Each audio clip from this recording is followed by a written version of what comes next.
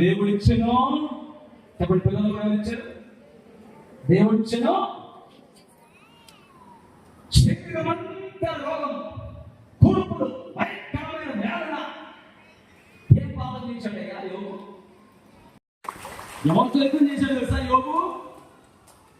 యోగుని చూస్తే అందరూ కూడా ఏమనుకుంటారంటే, యోగుని పేరు చూడగానే అమ్మో ఆ శ్రమలయ్యో, అయ్యో అంత పెద్ద శ్రమలయ్యా అంటాం. కానీ యోగు దేవుడు పెట్టారా? యోగుని దేవుడు ఏమనుకున్నాడు తెలుసా? ఇతని ఆత్మలో బలమైన వాడు,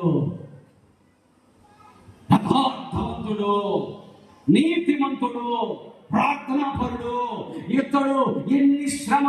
దేవునికి స్తోత్రం. గట్టి కొట్టాలా, గట్టి కొట్టాలా. అడుక్కు తింటున్నావురా ఏమంటారు సార్? నన్ను ఏమంటారు? అడుక్కు తింటున్నావురా. వాళ్ళు లేకపోతే ముష్టి చేస్తే నువ్వు అడుక్కు తింటున్నావురా అంటారు. అంటే మీరు ఇచ్చే కానుకలు ముష్టి అని కూడా మాట్లాడతారు. అబ్బా తెలుస్తాం అంటే మీ సేవను మానేయాలి అంటే నన్ను ఏ రీతిగా నన్ను అవమానించాలో అన్ని రీతిగా కురిగిపోయి ఏడ్చిపోయి నాకేంటి, నా దేవుడు ఇస్తారా, నాకు స్వస్థ వచ్చిందా, నాకు అనుభవం వచ్చిందా, నా జీవితంలో కార్యం జరిగిందా, నేను ఇల్లు కడతానా, అవన్నీ ఏముందండి చిన్న చిన్న విషయాలు. దేవుడి దృష్టిలో అయింది అక్కర్లేదు.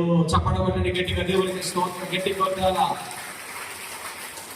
భయపడన అవసరము లేని వారిగా, విశ్వాసము కలిగిన వారిగా, సింహాల బోనులో కూడా దానియేలు ఎలాగైతే నిబ్బరమైన గుండె కలిగి ఉన్నాడు.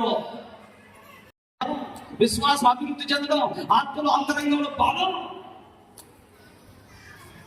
దానియేలు చూశాడు దేవుడు, అంతరంగంలో బలం, ఆత్మలో బలం. సింహాలు ఏమి చేయలేకపోయాయి. దర్యావేషేమో అంతఃపురంలో కూర్చొని గలిపిలైపోతున్నాడు. ఏమైపోయిందో అనుకుంటున్నాడు.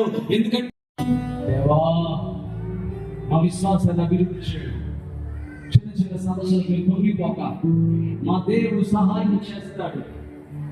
సింహాల బోధలో నుండి